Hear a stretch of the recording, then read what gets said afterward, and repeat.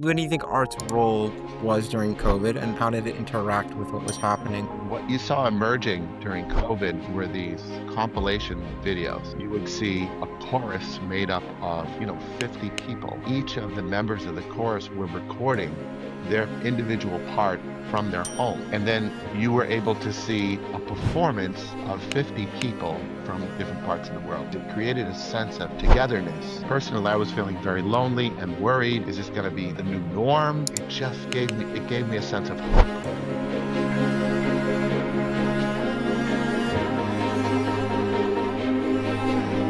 What's up, guys? I'm your host, Riley Miner, and welcome to the Sound of Peace podcast. The Sound of Peace podcast is a place where we'll discuss how music and the arts can help to heal, connect, and rebuild trust between communities who have been through challenging times.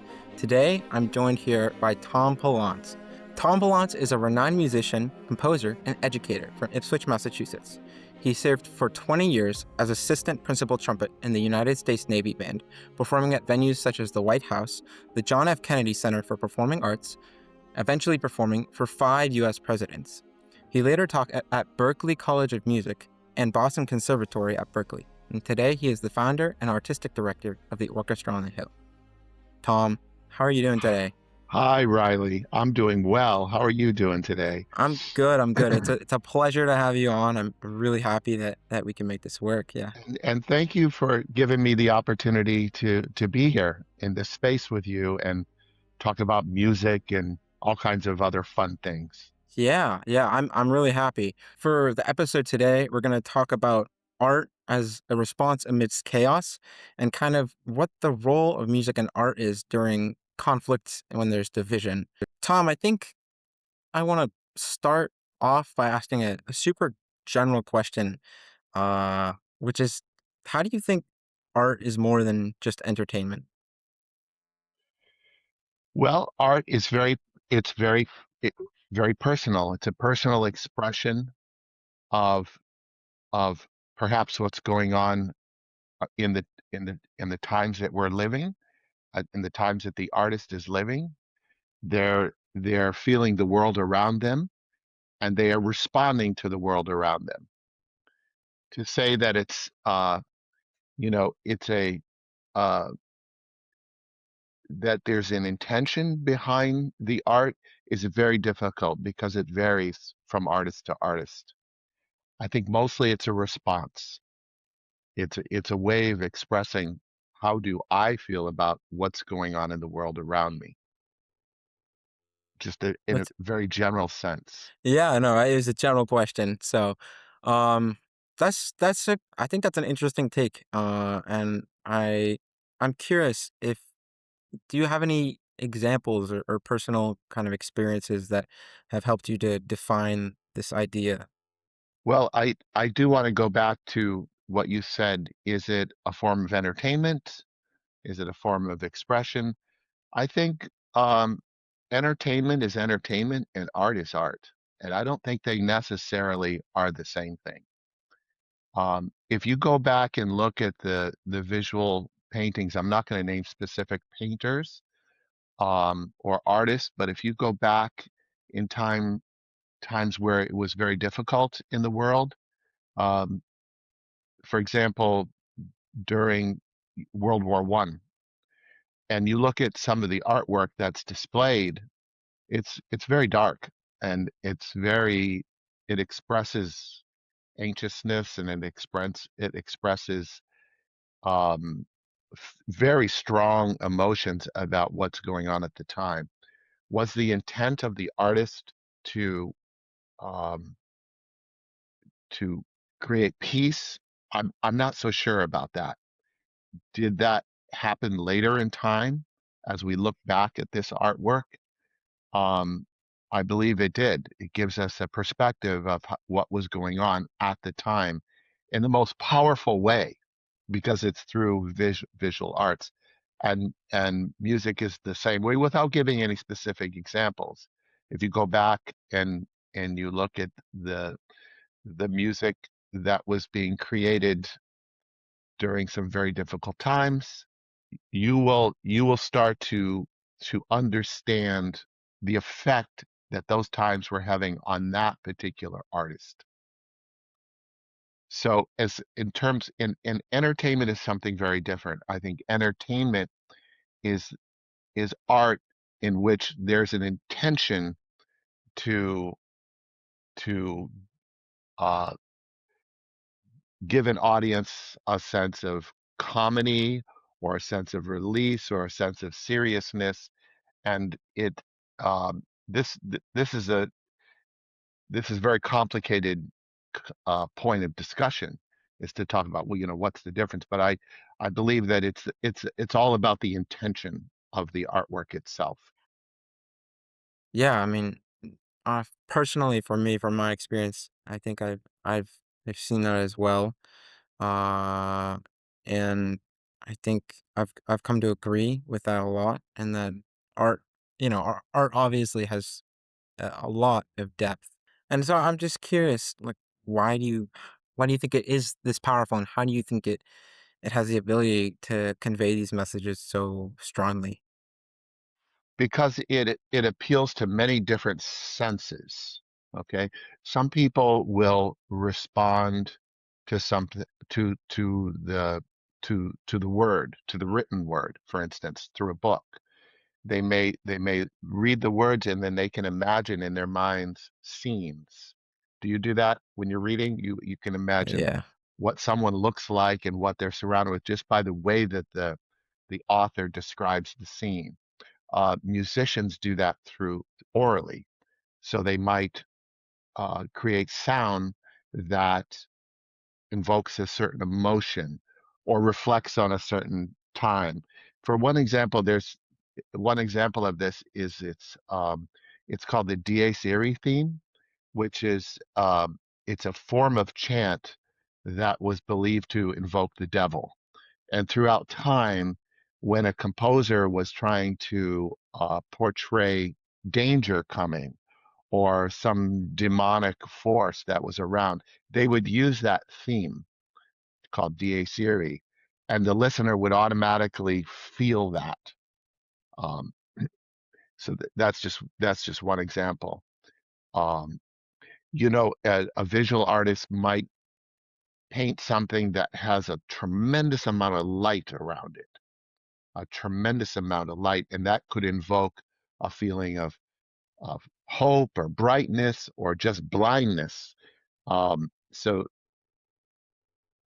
everybody interprets in a different way with different senses. Some people are more auditory, and some people are more, they uh, visually oriented. So that's why the arts taps on all of those things. Music through sound and you know literature through the word, and so that's why it's important to have all of these different sorts of mediums to touch people in a certain way and to create an awareness, invoking certain senses. yeah.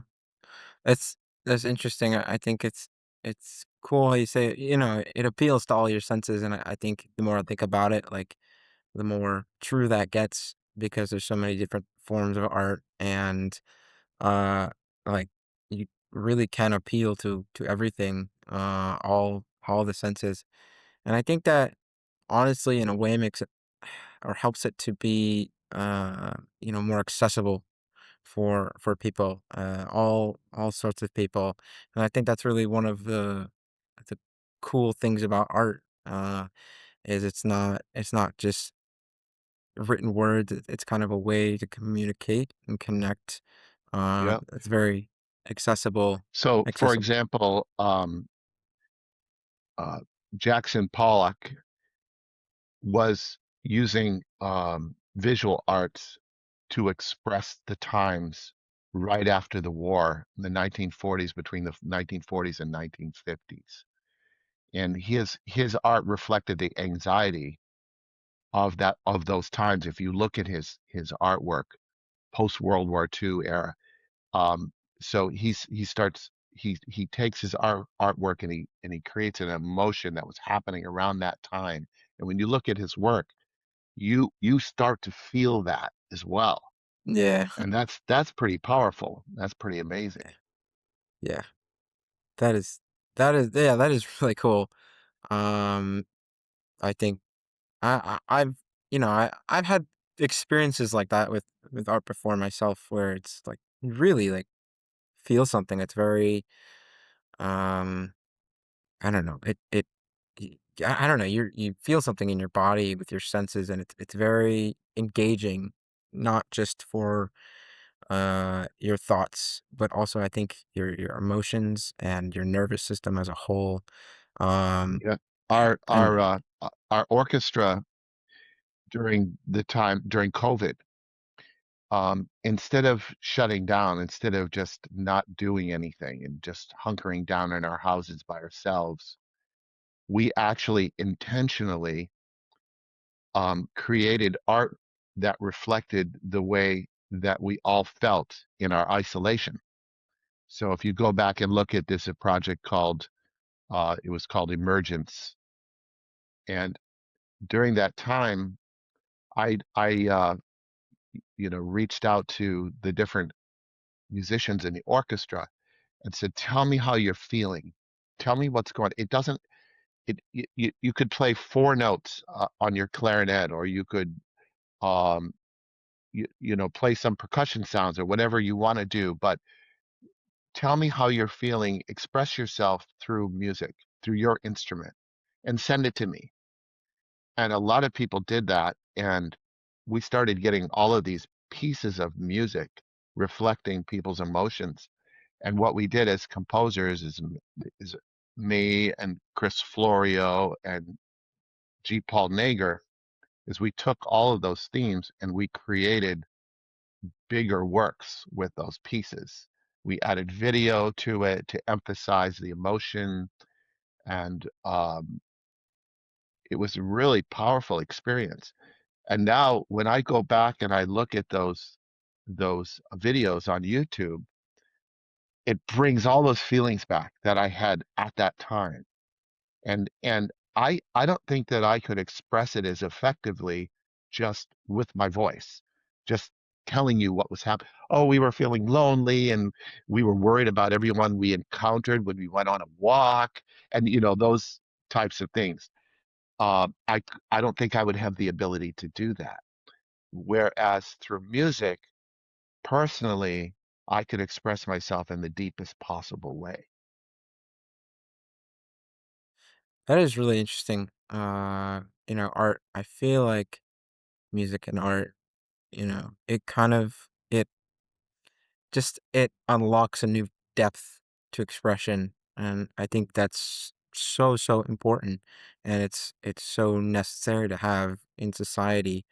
And we were just talking about COVID actually, and the Orchestra on the Hill, and a project that you guys did during COVID times, and so I'm curious, what do you think art's role was during COVID, and what do you think happened to it, or what was the role of it during COVID, and how did it interact with what was happening and people going? What was your view on that? So I could only speak for my personal reaction to what I saw during that time is what you saw emerging during COVID were these compilation videos. So choruses, for instance, you would see a chorus made up of, 50 people, and each of the members of the chorus were recording their individual part in their from their home. So, and then somebody with high technical expertise was putting all of these together, and you were able to see a performance of 50 people from all over the place, different parts of the world. And to me, what it did for me is it created a sense of togetherness that I really wasn't feeling at the time, because personally I was feeling very lonely and worried. How long is this going to last? Is this going to go on for 2 years? Is this going to be the new norm at the time? And by watching these compilations, um, it gave me a sense of hope. And that was very, very powerful for me. I don't know if that answers your question, but that's Yeah. how it affected me personally. No, I mean, that definitely answers my question. Yeah, I mean, that's powerful. I think that is a powerful testament to, uh, you know, art and what it can be and how it can interact with hardship and division, like physical division like this, where there wasn't really a choice. There's a physical barrier, a disease, and Right. art, like music and art, just maintained that connection a little bit in a new way, but still And still maintained it. yeah, and what I would like to add with this, just being an educator, I just can't help but to bring this up. But I saw a lot of videos out there that were created by people who maybe didn't have the skills, the artistic skills. And those to me didn't resonate as much as the folks that came from a place of expertise. So what I like to tell my students is that, you're all artists and you all have the means to express yourself, but the more proficient you get on your instrument or with your voice or with your craft, the more effective that you can be as a communicator of arts. So it's not one of those, Ratatouille movie, anyone can cook. Well, true, anyone can make music and anyone can cook. But it, uh, if you are an artist, you should be encouraged to get better at what you do, to develop your skills so you have the technique later to express yourself in a more effective way than you would have if you didn't have those skills and techniques. And what a lot of people don't understand is that takes hours and hours and hours to do. It takes lifetimes. Some people like Jacob Collier, for some reason, at a very young age, he has these masterful skills already, and he's using those in the most effective and beautiful way. It's amazing to see, and that's a phenomenon. That's another it's another subject for which we don't have the depth and the time to explore here. It's like the Mozart effect. Some people at a very young age have those skills, but most people, most normal humanoids, we have to work very, very hard and put many hours into our, developing our skills so we can be effective. Not to be too preachy on you, but it's just No, something that no. stands out to me. I think you're 100% right. Like, I don't know. I do hear that. Yeah, everybody can be an artist, kind of that ratatouille kind of thing that you mentioned. And it's true. I think everybody has the ability to express themselves through art, but just like any skill, you have to hone it. If you haven't like rehearsed speaking in front of crowds, you're not like, it's like any form of communication, any sort of craft, I think, where it's, the better you get, the more efficiently you'll be able to communicate uh, through it. And so I 100% agree. Um uh yeah. And so I think, you know, we mentioned COVID and stuff, and I'm curious, now that we're talking about artists, and I think we've kind of defined that as artists who are like the the people who have honed their craft a lot and can communicate efficiently through it. I think when we're referring to these people and thinking of these people, do you consider there to be some sort of like responsibility or like during times of crisis or like really hard times, do they have a role? Like what is their role? Well, that's up to your personal uh, ethics, I guess I should say. It's your personal sense of commitment to something. I think we should, I think as artists, we should understand why and how we became inspired. And we need to understand that that came from, we were inspired from others who may have intentionally um, put their message out into the world. And I guess what I'm saying is, like, I personally feel a sense of obligation to give back, or to use my art to create a message, or at the very least bring people together, because see the effect that it has on people when they come together to work on a unified uh in a unified way to work on, like, say, a piece of music. It's very powerful. So um but this is a tricky subject, because there are some people, some artists who are very, very skilled at what they do, and their art gets out there and it gets noticed. And they didn't really maybe intend to do that, but it just happened because it was so good. But it's your personal moral standards that you have, that plays into what you're asking. I was always taught that when you get something, you give something back in the best way that you can. I was lucky because I had good parents and they taught me this. And I had good teachers and they taught me this as well. But not everybody gets that message. They may be motivated by, money. Maybe they want to make more money. They their personal reason for motivation is is not one of giving back necessarily. So, and that's sad, because I think you know, and that's just a personal thing. I think I think artists we should all feel like we need to give, we need to spread the word, we need to help create peace, we need to Hmm. send a Yeah. message. I think that's what art is for me. Like that's the whole point of it. Is to I mean, you said it perfect. Just give back. Like I feel like I've received, a blessing or whatever you want to call it, and uh, if I've been given a gift, I feel like I should use that gift to help others, and try to allow others to receive gifts or get opportunities as well. And for me, that's music, and I feel like it's very much supposed to be used to display a message of unity or community, or lift up others. Um, and so I have the same personal belief, and I think art is really good at doing that.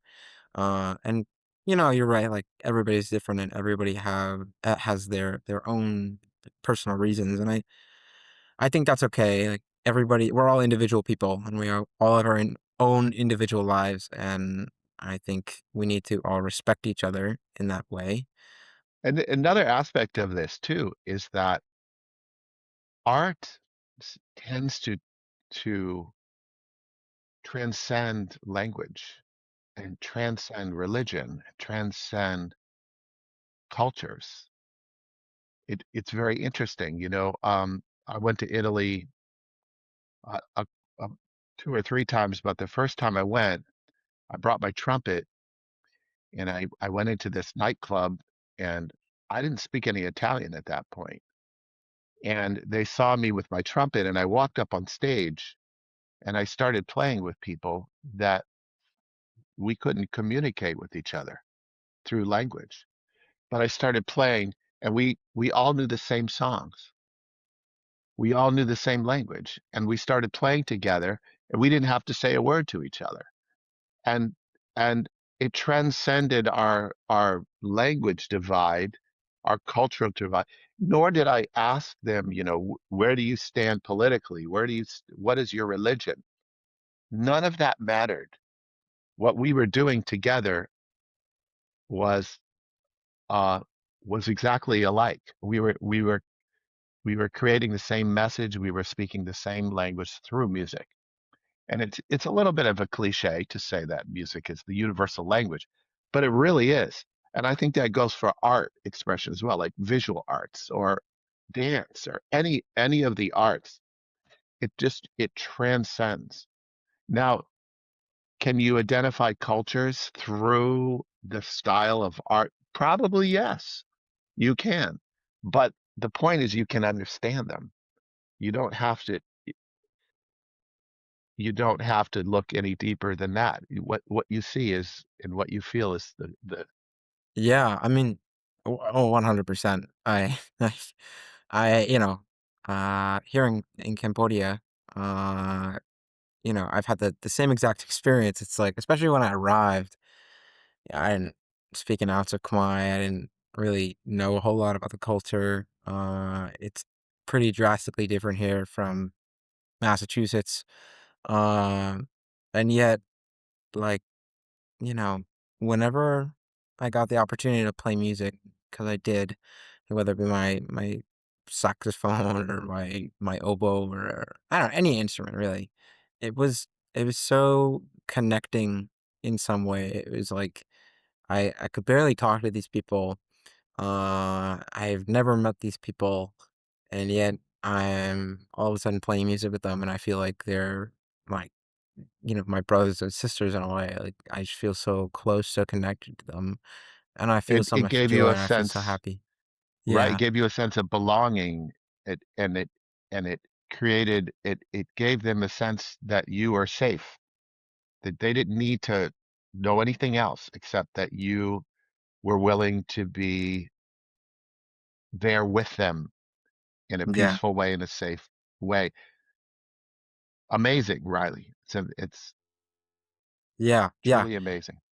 It's stunning to see, the more I've been here, the more I've just seen just the true power that music and art have, and the how they can really connect people. And so I think this just shows me how much of a tool it is, that we can use during intense times of division. And so I want to ask. Tom and I work with the orchestra on the hill together. Tom is the artistic director, as I mentioned, and I also work on the board with him. Now in February, we did we did a concert called Images 26, from Chaos to Unity. And as the title suggests, it was amplifying unity among chaos. And it was this big display of a lot of arts, dance, music, some video, all sorts of things. And I think, Tom, I'm curious if you could talk a little bit about that event and where it came from and the impact you saw. Um, yeah, Yes, I think that the title emerged after the concept. Okay. So there was this concept of let's collaborate with dancers and poets and visual artists and send a message out about unity, I guess. And um, the vision was to have this concert in a new space that we have at Ipswich, which is we call it the Ipswich Community House, and it's in the midst of a church, of a new church that's been renovated. The ceiling collapsed years ago, and they, after receiving a lot of funds, they restored this building, and they did it in a way so they were considering it as a performance space. So we thought, what a great opportunity. And um, I was contemplating this concert, and my upbringing is through Catholicism. I was brought up as a Catholic, and on Good Friday we would go into the church and um, we would say a prayer for each of the stations of the cross. And this is actually visual art that goes from one end of the church all the way around the church, and it depicts the last hours of Christ before he was crucified on the cross. And I started thinking about that sequence, and this, by the way, the concert wasn't religiously oriented at all. It's just these are the concepts in my head. And I thought, well, look at that. That is actually a sequence of visual arts that shows us going from a very, very bad place, from torturing this Christ person up and in through a sequence goes to um, the ultimate sacrifice for humankind. And I thought, all right, well, this is interesting. Let's create. Let me relook at the Stations of the Cross, and I looked at each of them, and I looked at the meaning of each of those things. And this is a beautiful sequence for a sequence of music. So there are 14 stations, and I looked at each of them, and not I wasn't redefining the stations, but using each of them as an inspiration for something new. So, and I just need to say that because I would never try to recreate something that's been around for thousands of years and very, very revered by a religious group, group of people. I would never try to do that, but I did use it as inspiration.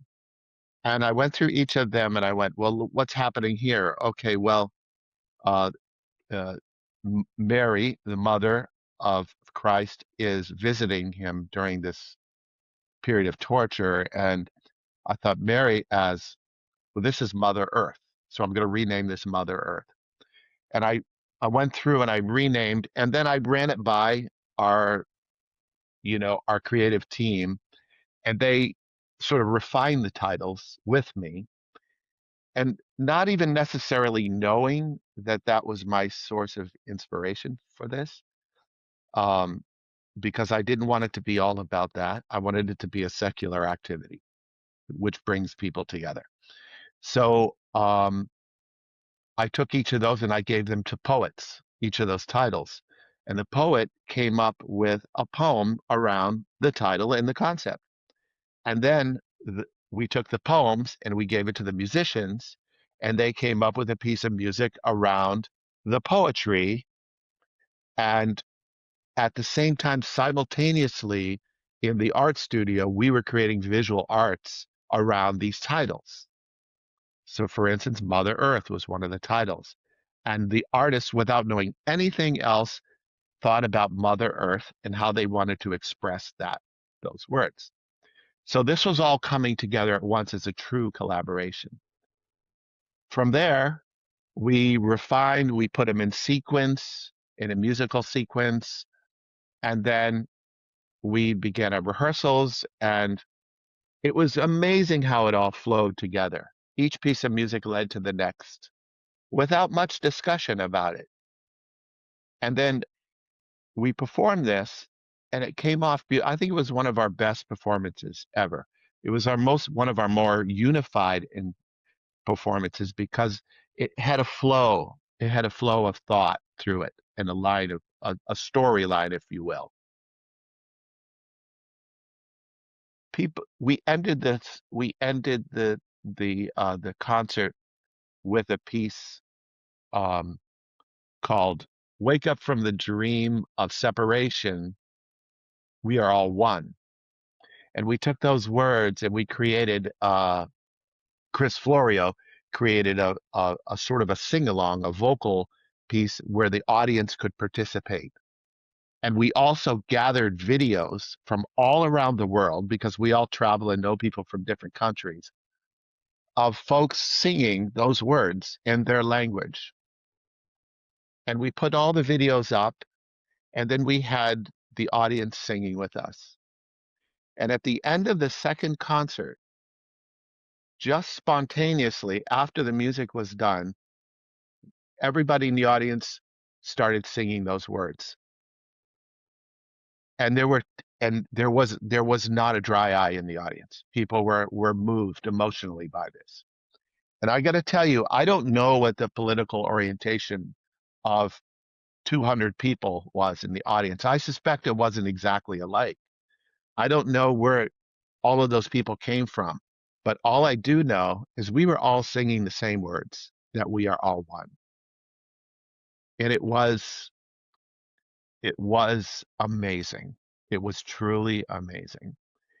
Um, so I I'm a little moved just talking about it because it really it did what it was intended to do, and not necessarily a pure form of entertainment, even though I'm always thinking in my mind that we need to keep the attention of the audience and we need to create um, a flow of ups and downs and anger and release and laughter and sorrow to create a program that holds interest. And that's the entertainment part of it, that I want to hold the interest of the audience. And it did all of those things. And I'm not trying to brag here. I'm just trying to say that we got really lucky, and I think we did because we were all in it together with the same purpose in mind. Not to make money, not to do any of that stuff. In fact, we didn't charge for tickets. We this was paid for because we had some loyal sponsors who contributed money for this, and it really came off very, very well. And right now we're working on the videos of this performance. It's going to be in three parts. One of them is done, the second one is almost done, and the third's coming along. It cannot possibly replicate what happened in that room. However, it's good reference if someone wants to see it later on. Yeah. Oh my gosh. Yeah. Um, I mean, I just remember, unfortunately, so I'm here in Cambodia, so I could not be in Ipswich to be there for the event. But I heard a lot about the impact of it, and it was very inspiring for me to hear. Um, I I just want to say, like, the working for me, working with the orchestra on the hill, it is just amazing because for me, the the people in the orchestra are helping to guide it. Like, they know what to do with art. They know the purpose that it has, and I feel like we all know how to use it and how to put things together. And I know that in the power of Images 26 from Chaos to Unity, it really showcased that. And you know, I think it's very powerful, and it's a really special group of people. And I will link the video to images in the description. So, but I know for me, working with the orchestra has just, oh my gosh, it's amazing because I feel like, we kind of all have this understanding of the importance of the arts um in society, and how to use them. And I just think that's so special.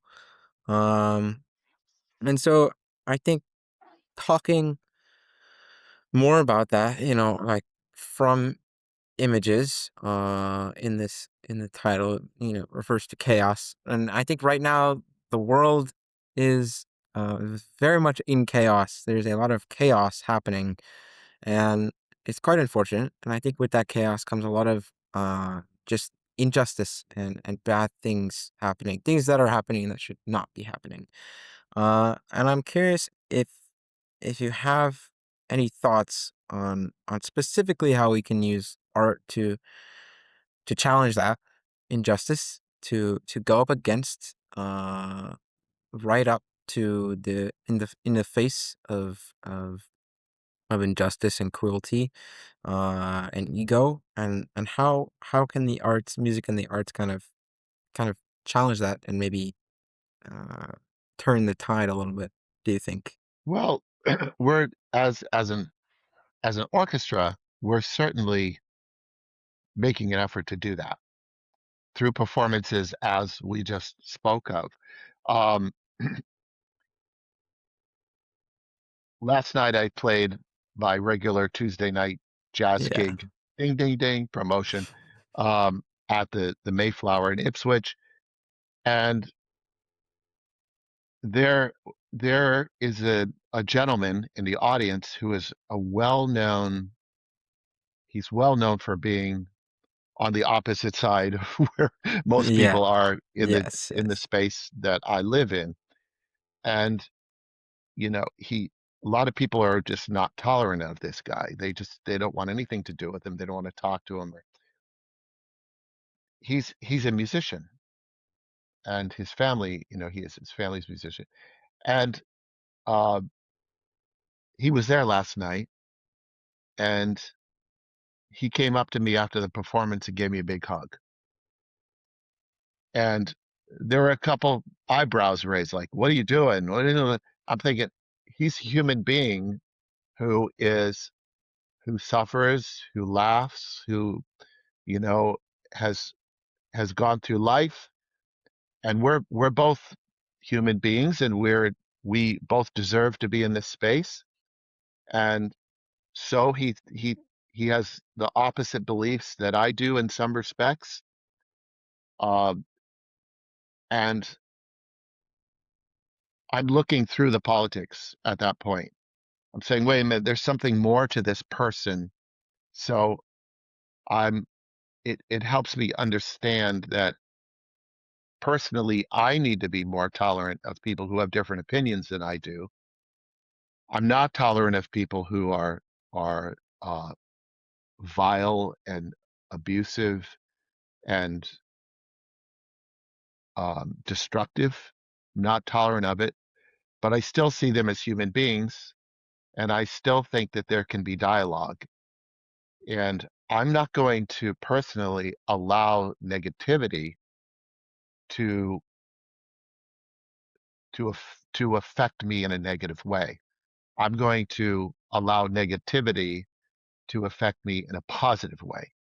So I'm going to try even harder to unite with the people around me, even though we don't agree, in spite of the desire to separate, because I think that's a very, very evil thing. It's very wrong, and it's destructive, and I'm personally not going to buy into it. I'm not going to buy into it, but I will engage in discussion because I think you can learn. We all have biases, and I think that we can learn from listening to people who have the opposite opinion, no matter how messed up that it comes off. And I think that's where we have an opportunity to learn. And I want to use this division as an opportunity to learn and understand. And that's a very, very big challenge. Um, the arts last night, just this music that we played, brought the two of us together, people with very opposite thoughts, because we united in these sounds. We both love these sounds. And this person as a listener and me as a musician. So I don't know if that answers your question, but that's by using the arts to bring us together for in a common shows giving us a common bond creates an opportunity for us to find more common ground and to understand each other. It's the opportunity that it creates. It doesn't solve the problems in itself. It's just like when you get on an elevator with six other people, right?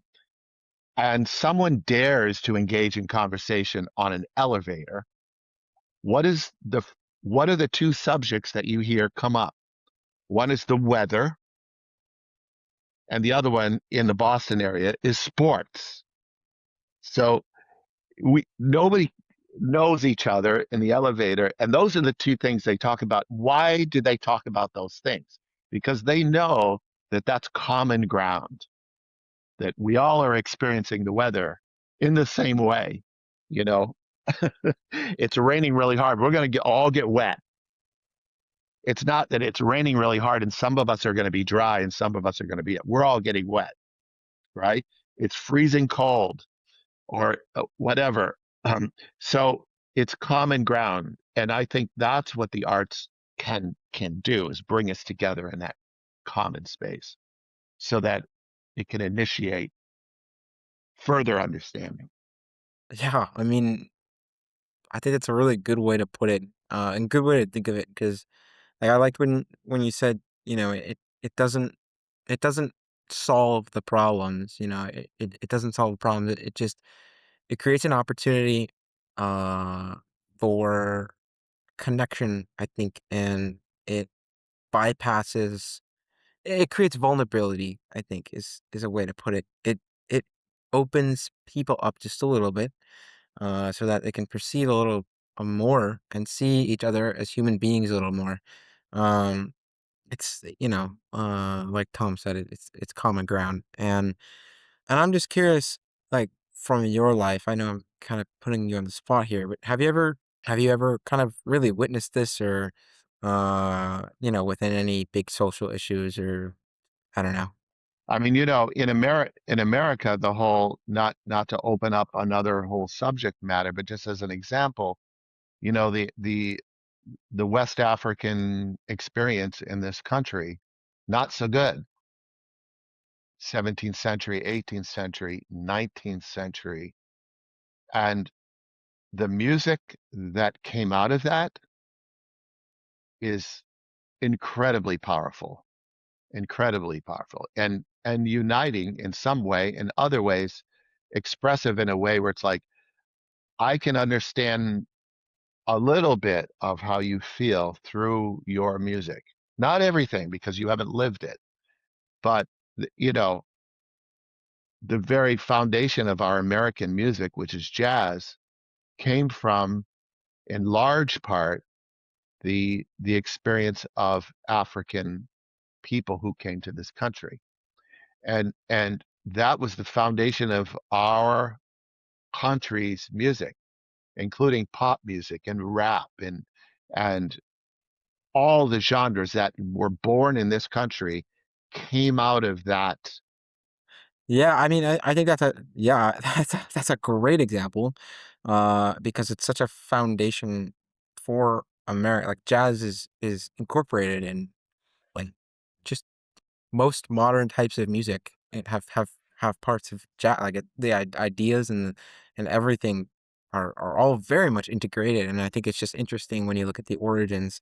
I read a I read a book about kind of the origins of jazz, and it really dived a lot into that.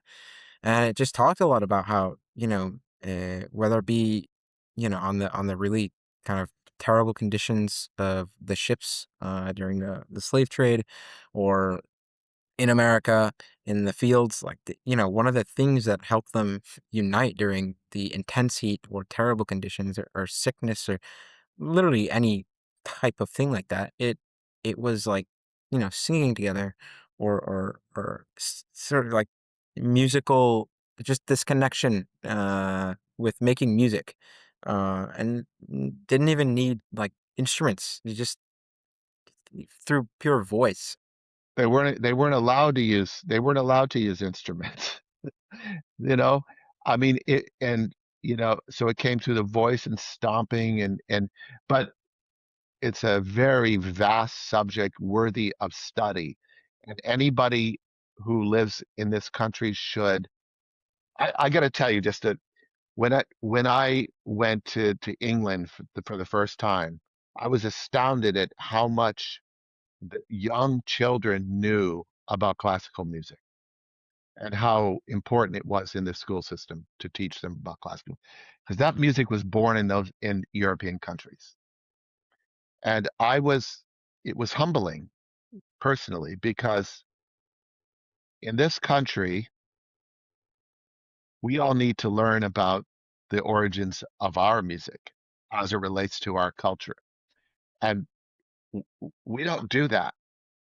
And that's I think that's just wrong, because I think for people to understand, we've been struggling with racism in and a lot of countries do, but we've been struggling with blatant racism, and it's reaching another pinnacle at this point in this country. If if we had been educated, and if we had educated our kids on the origins of this country and the origins of our music, I think it would have really changed the attitudes that we experience today in this country. I really do. That's just a very personal opinion. I think, yeah, I think I think it's a good point, and I think uh, the lack of education really plays a significant part in and the way why. a culture develops, Yes, the way a culture exactly. develops. So Exactly. it, you know, Yeah. um, anyways, that's another Yeah, podcast that is a or a huge hundred. topic. It's so interesting but too huge and too much time. So, but I think yeah. I mean, overall, it just really helps to solidify and outline this idea that like music and the arts, like all of it, is just it's a key part of connection during suffering, during crisis, and like it can bring people together who, well, one you didn't think could really ever come together, as we just saw in Tom's anecdote from the other night at the Mayflower. And two, I think just the strength of that bond and the strength of that unity that it creates is something powerful. Um, yeah, I So don't know. let's all make music and make Let's art all, let's all make and music. get That's it a out there. I know. Get it out Terrific there. message. Terrific message. I think terrific message to sort of wrap up on. And I have one last question. And it's pretty simple, but if you could give, one message to the world in one word, what would it be and why? One word, One word. I know.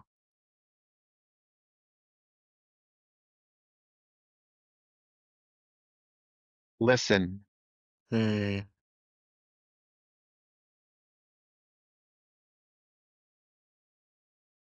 Yeah. My gosh. I don't even know if you need to explain that. It just, I mean, yeah, that's pretty powerful, I think.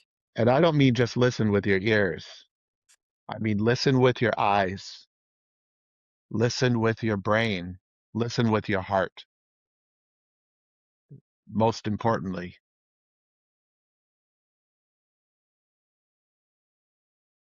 Wow. Yeah.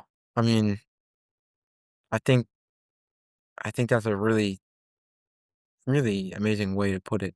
Um, I think listening is something so crucial and everybody can do more of. And if honestly, if you say I already listened, then you're not listening enough. So, um, I think, man, I think what a wonderful message to kind of end on. So, um, yeah, I just want to say, thank you, thank you so much, Tom, for And joining me. Riley, thank you for the opportunity. This is amazing.